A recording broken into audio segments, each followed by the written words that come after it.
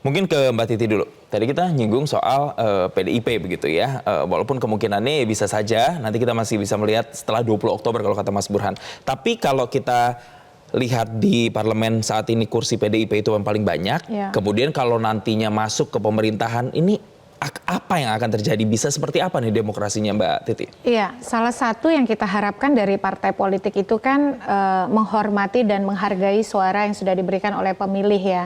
Dan kalau kita lihat langgam PDIP selama ini kan dia selalu menjadi kekuatan kontrol ketika tidak menjadi bagian dari partai pendukung koalisi pencalonan yang memenangi kursi Pilpres.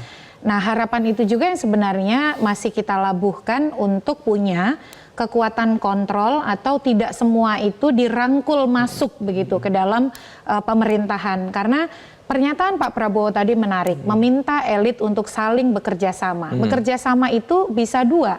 Ada yang satu bekerja sama di dalam pemerintahan, ada bekerja sama sebagai mitra dengan partai yang di parlemen sebagai kekuatan penyeimbang begitu. Nah, yang sebenarnya yang kedua ini lebih ideal untuk mewadahi situasi atau kondisi politik kita hari ini. Selain ada tantangan besar kalau terjadi penyeragaman atau kemudian penundukan semua kekuatan. Parlemen hanya sekedar menjadi stempel kira-kira begitu.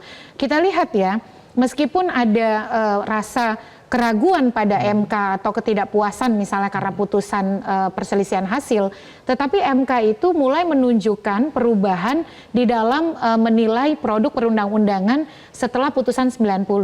Nah, kekhawatirannya kalau kemudian terjadi penyeragaman kekuatan eksekutif legislatif, lalu kebijakan-kebijakan kontroversial mudah sekali diputuskan, itu juga akan meningkatkan turbulensi hukum.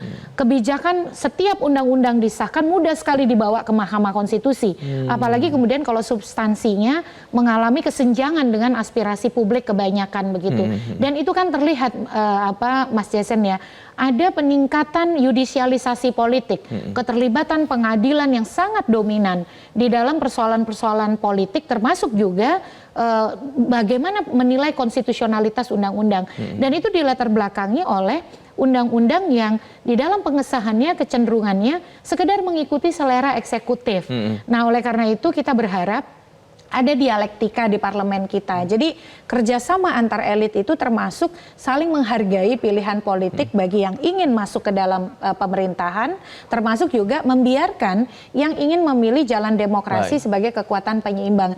Harapan kita tadi ya supaya eksekutif tidak tergelincir, ya kekuatan penyeimbang itu tetap harus hadir di parlemen. Ya mudah-mudahan seperti PDIP, PKS mau mengambil jalan demokrasi itu.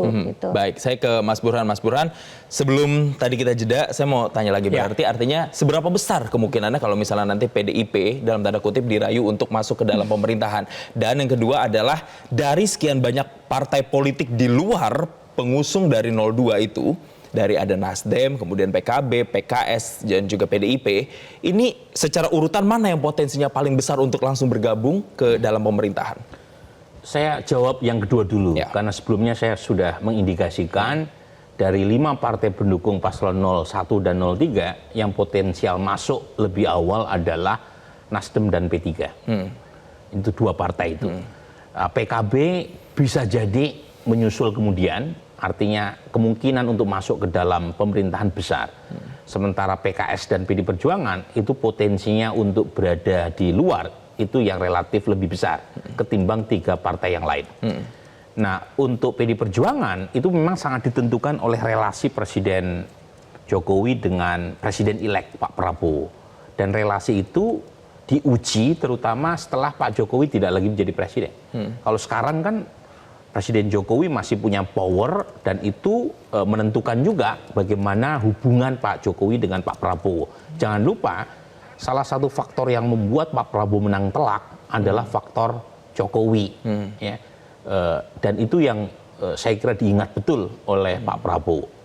Dan kalau misalnya PD Perjuangan masuk ke dalam pemerintahan, misalnya dengan syarat harus meninggalkan Pak Jokowi, dugaan saya juga akan ditolak oleh Pak Prabowo. Kenapa? Karena Pak Prabowo ini karakter personalnya adalah loyal. Dia sangat menghormati orang yang pernah berjasa buat dirinya. Jangan lupa Pak Prabowo ini punya mimpi jadi presiden sejak lama kan, sejak 2004 ketika ikut konvensi Partai Golkar dan baru terrealisasi ketika sekarang ya mendapatkan dukungan dari Presiden Jokowi. Jadi kalau syaratnya adalah Mas Burhan, mohon maaf saya potong dulu, kita sama-sama mendengarkan pernyataan dari Capres 01 Anies Baswedan dan Muhaimin Iskandar berikut ini.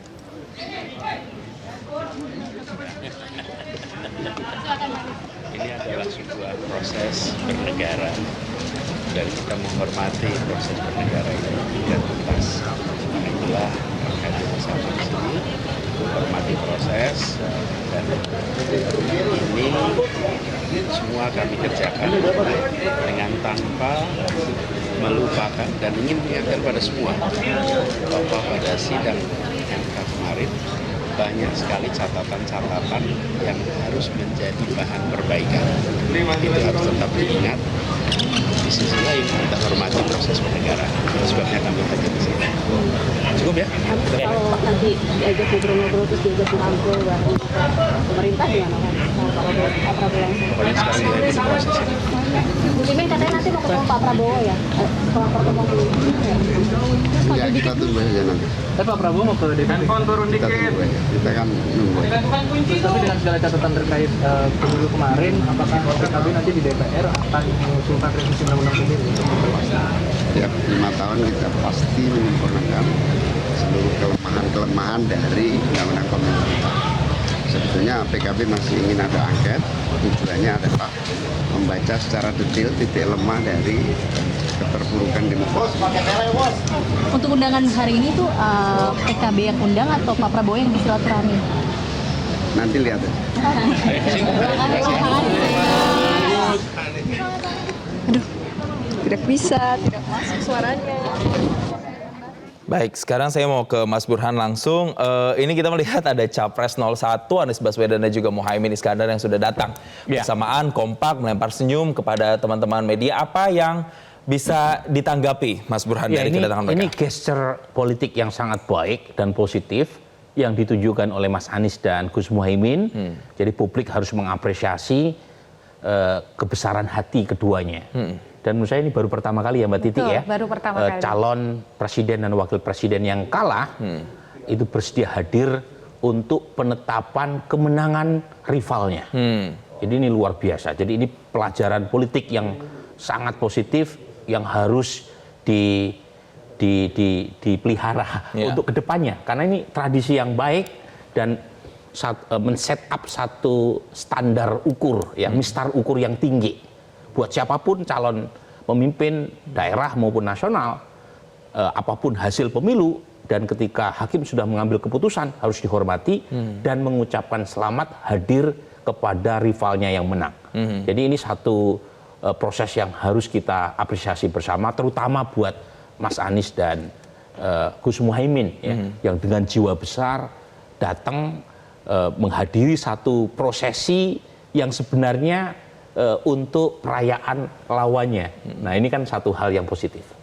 Artinya ada kedewasaan tadi ya, sesuai dengan tema kita hari ini, kedewasaan berpolitik itu yang sudah tertunjukkan oleh para elit termasuk dari pasangan 01. Terakhir Mas Burhan, closing statementnya. Apa yang kemudian harus dipersiapkan oleh para elit menjelang ini masa transisi pemerintahan dari Presiden Joko Widodo ke pemerintahan baru yaitu Prabowo Gibran? Ya ini satu sisi ada keuntungan buat Pak Prabowo karena narasi yang dijual selama kampanye adalah narasi keberlanjutan dan beliau sekarang menjadi anak buah Presiden Jokowi dan saat yang sama masih ada waktu sekitar 5 bulan buat transisi kepemimpinan dari Pak Jokowi ke Pak Prabowo. Artinya dari sisi teknis tidak ada masalah berarti. Yang saya terus terang worry ya, itu terutama berkaitan dengan tantangan ekonomi global dan geopolitik yang luar biasa berat. Bahkan lebih berat dibanding dengan transisi kepemimpinan nasional sebelumnya. Jadi pada waktu Pak Jokowi menjadi presiden pertama 2014, pada waktu Pak SBY menjadi presiden pertama di 2004 ya, itu tantangan geopolitik dan ekonomi globalnya tidak seberat sekarang.